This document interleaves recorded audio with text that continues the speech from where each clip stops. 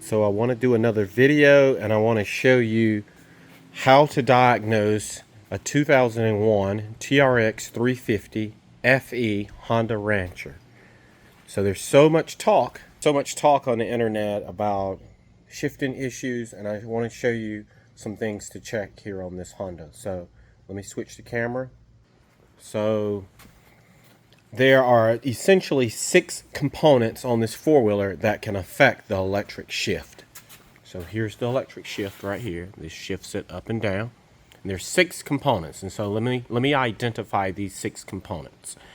And we're going to start with how power flows to where power ends up. So power flows from the battery, right?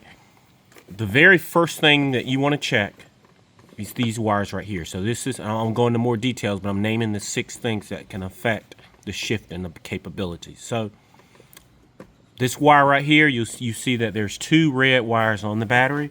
One just goes straight to the starter solenoid, and then the other goes here. So that's component number 1. Just make sure that wire is intact.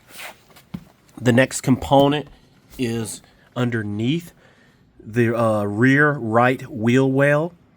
There's 2 modules side by side. And let me see if I can depict which one I'm talking about. The one I'm talking about is the larger module with 2 plugs on it. So I'm going to get closer. It's that module there. That module also plays a role in the shifting mechanism. If that module is bad, sometimes it won't shift. So that's component number 2. And then component number 3, we're going to move to the shifting motor itself. So on the front of the transmission crankcase is the actual shift motor. And there's a wiring harness for that motor that comes up here. It will look like that. That is the wiring harness for that motor.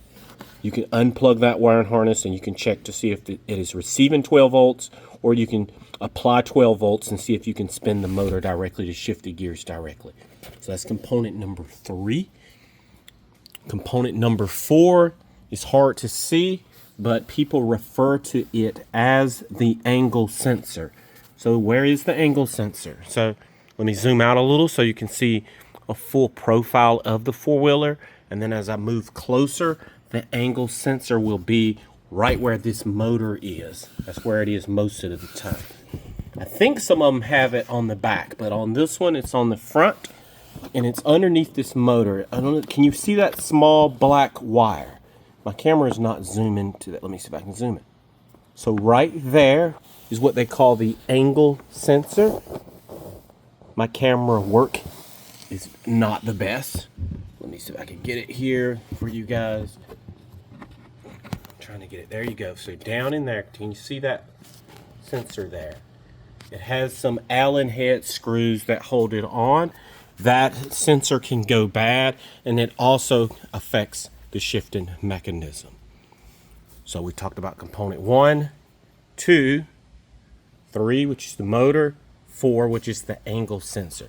So now we move over to the left side of the four-wheeler to identify component number 5. Component number 5 is underneath the four-wheeler. Now I could take all this plastic off, but I'm leaving the plastic on so that I can show you just as you will see it when you are looking at your four-wheeler with the plastics on. These plastics obstruct a lot of your views from being able to access some of these components. But component number 5 is underneath the transmission case. So let's see if the camera will actually show this. So there you go. You see that? It's right in the center. Right here in the center. There's a wire. Let me see if I can do a little better camera work for you guys. Let's see. Here you go. Just get right there. You see that component where that wire is? I think my camera is zooming right there. So that is a neutral position sensor. It tells the four-wheeler when it's in neutral. It also has a reverse sensor on it as well. So it does either one of those. So that's component number 5. And then component number 6 is the shifting switch itself. So obviously if these switches are not working, if they're getting poor connection, then it will not shift either. Now this display right here does not control the shifting. This display is sunburned, so you cannot even see any indication of what gear it is in, but you can disconnect this screen and it will still shift. This right here rarely goes bad. So now what I want to talk about is what is most likely to go bad. So if you've watched any of my other videos, you notice that I have always said there's components that can go bad, and then there's components that are most likely to go bad. So on this particular four-wheeler, this red wire, suffering a breach on this red wire is a very common occurrence. Sometimes this plug itself is just simply not plugged in. There's dirt, there's debris, whatever. So check this auxiliary wire. It's a heavy gauge wire. It looks like it could be 12 gauge maybe, like maybe 12 gauge wire, and it should be two positive wires. And I want you to check this plug. Now on mine, yours may not look like this because this plug was actually bad on mine, and I put two female spade terminals on it, and that's what the source of my malfunction was. So that is really notorious for going bad. In order of how they go bad, I would say check that first. That's also the easiest thing to check. I would say the angle sensor, which is the sensor on the front of the crankcase, that is probably the second most common failed component. If you can see that wire, that is the wire. So you have to take that cover off. There's like a little metal plate.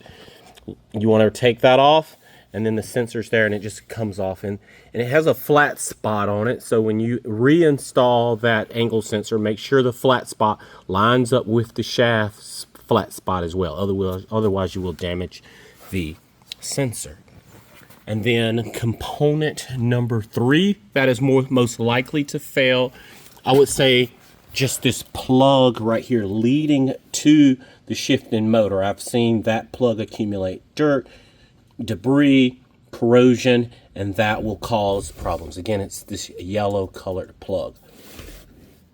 I would just stop there because the rest of these components like this, I have almost never seen these go bad. I have sometimes seen you have to press it extra hard to get it to register, but I have never really seen these go bad. Now this is a brand new one. There are some aftermarket ones online. I think they are around $35.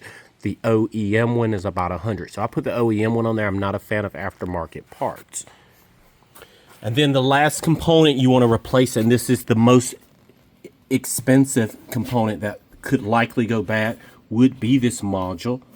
Not this module in the front. This is the voltage regulator module that has nothing to do with the shifting mechanism.